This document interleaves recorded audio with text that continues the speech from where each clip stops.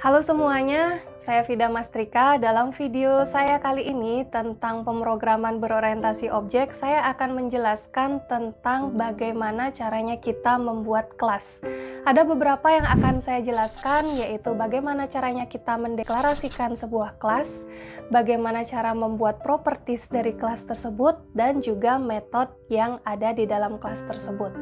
Kali ini saya akan mengajarkan teorinya, ya, formatnya, dan juga bagaimana penerapannya sedikit dalam coding. Mari kita langsung ke materi kali ini.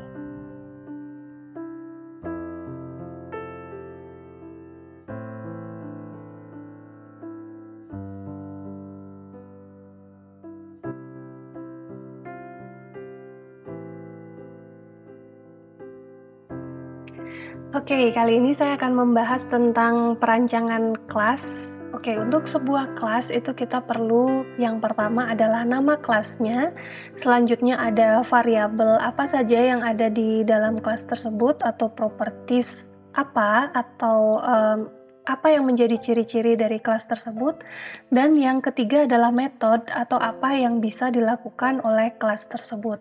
Selanjutnya, untuk setiap variabel dan metode ini, kita tentukan enkapsulasinya. Enkapsulasi sudah saya bahas di video sebelumnya ya, ada private, ada public, protected, dan ada no modifier. Setelah itu kita bisa rancang kelasnya dulu dengan menggunakan kelas diagram yang bentuknya kotak seperti ini ya.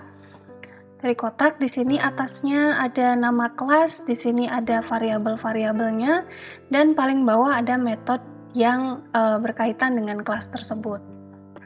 Contohnya seperti ini. Yang ini adalah kelas diagramnya. Nama kelasnya adalah kotak. Selanjutnya kotak ini punya 3 variabel. Yang pertama variabel panjang, tipe datanya adalah double. Enkapsulasinya adalah private. Yang kedua adalah lebar, tipenya juga double, private juga, tinggi, tipe datanya double, dan enkapsulasinya juga private. Kelas kotak ini mempunyai satu metode yang namanya cetak volume, dan modifier atau enkapsulasinya adalah public. Dari kelas diagram ini kita bisa membuat coding atau kode dari kelasnya dalam bahasa Java. Kodenya itu seperti ini ya, kelas spasi nama kelas, setelah itu ada kurung kurawal, dan pertama kita harus deskripsikan dulu properties atau variabel apa saja yang ada di dalam kelas tersebut. Setelah itu baru metode yang bisa dilakukan.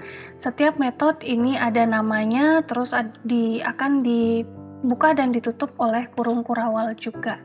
Nanti akan saya jelaskan satu persatu ya. Nah, yang pertama adalah deklarasi kelas. Untuk deklarasi kelas, kita pakai yang pertama itu modifiernya dulu, atau enkapsulasinya itu apa, apakah dia public, private, atau protected, atau kalau misalnya kalian tidak menulis modifier, berarti itu adalah no modifier.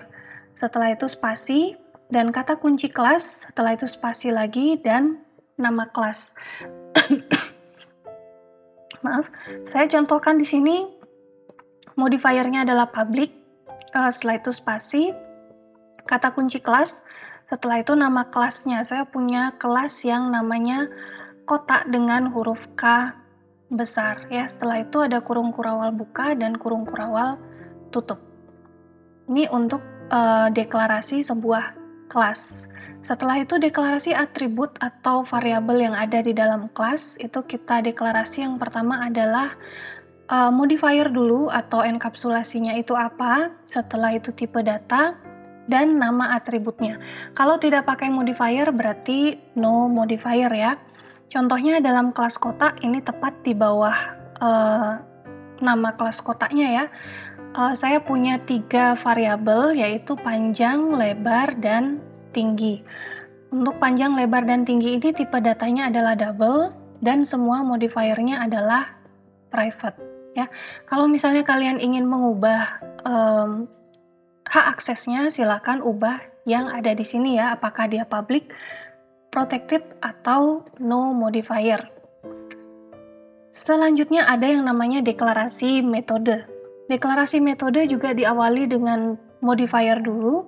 Setelah itu return type-nya. Nah, untuk return type ini akan saya jelaskan lebih lanjut di video selanjutnya ya. Setelah itu ada nama metodenya dan ada parameter. Di dalam metode ini ada statement ya yang diawali dengan kurung kurawal buka dan kurung kurawal tutup. Statement ini adalah apa yang bisa dilakukan oleh metode tersebut. Oke, modifier di sini adalah contohnya private, public, protected atau no modifier ya. Return type contohnya ini ya, langsung di bawah. Return type ini bisa void atau non void. Di sini contohnya metodenya adalah void. Setelah itu ada nama metodenya. Nama metodenya ini adalah cetak volume.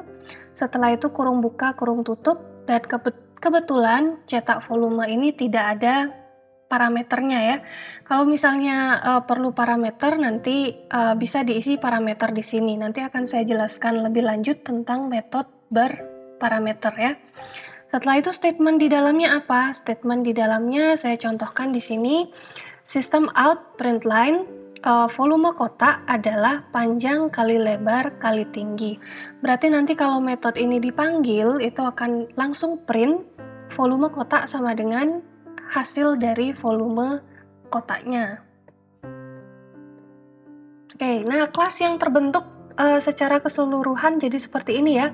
Di sini ada deklarasi kelasnya. Setelah itu ada deklarasi variabel yang ada di dalam kelasnya. Setelah itu di bawah ini ada deklarasi metodenya.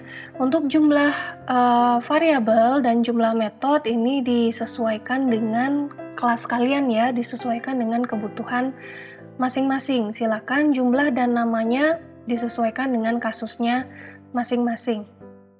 Nah, setelah kalian membuat kelas, itu pasti kita dalam object oriented programming akan membuat objek dari kelas tersebut. Untuk menginstansiasi kelas ke objek, itu kita perlu nama kelas, spasi, nama objek, sama dengan kata kunci new, setelah itu nama kelas lagi, dan kurung buka, kurung tutup, dan titik 2.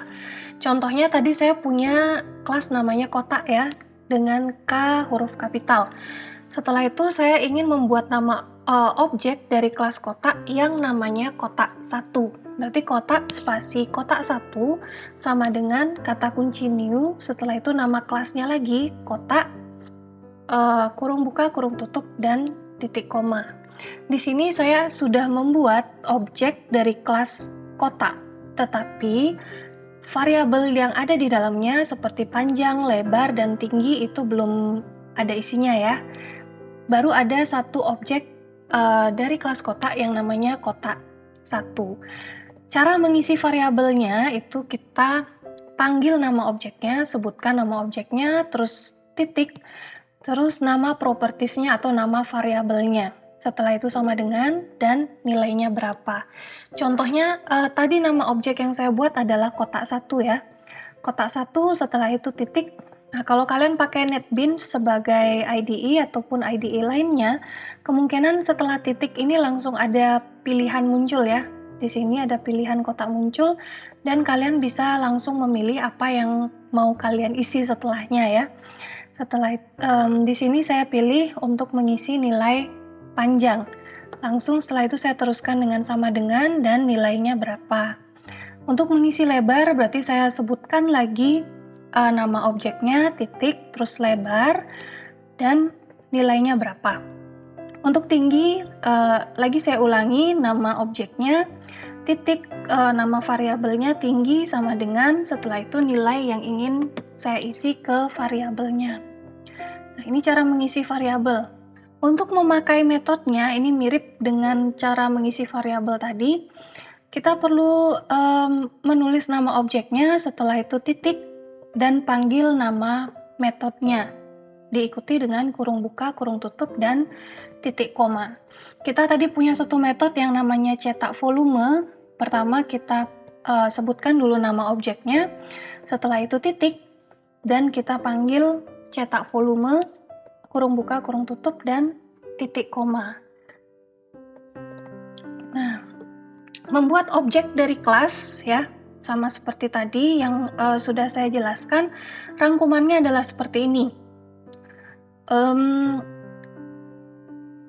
Dari awal kita buat objek yang namanya kotak 1 dari kelas kotak sama dengan new kotak. Ini caranya untuk membuat objek baru dari sebuah kelas. Untuk mengisi nilai variabelnya, caranya adalah seperti ini. Kita sebutkan nama objeknya, setelah itu titik dan nama variabelnya sama dengan terus nilainya. Untuk memanggil metode seperti ini, kita sebutkan nama objeknya, titik, setelah itu metodenya namanya apa. Di metode cetak volume tadi sudah saya jelaskan akan sistem outprint line ya, volume kotaknya sama dengan berapa. Nanti kalau kita jalankan, dia akan langsung memberikan output seperti ini. Volume kotak sama dengan 100 sesuai dengan nilai dari variabel yang sudah kita tetapkan sebelumnya. Nah, itu dia bagaimana caranya kita membuat kelas dan membuat objek dari kelas tersebut. Untuk praktikumnya atau bagaimana cara codingnya di IDE, saya ada video terpisah tentang itu. Silakan klik link videonya di description box di bawah atau di playlist belajar pemrograman Java ya.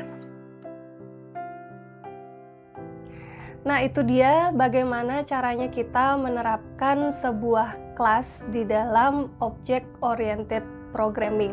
Nah, kalau kalian ingat tadi di dalam sebuah kelas itu ada yang namanya method. Nah, method itu ada beberapa jenis ya. Ada yang void, ada yang non-void. Kedua jenis method tersebut akan saya jelaskan di video saya yang selanjutnya. Sampai ketemu.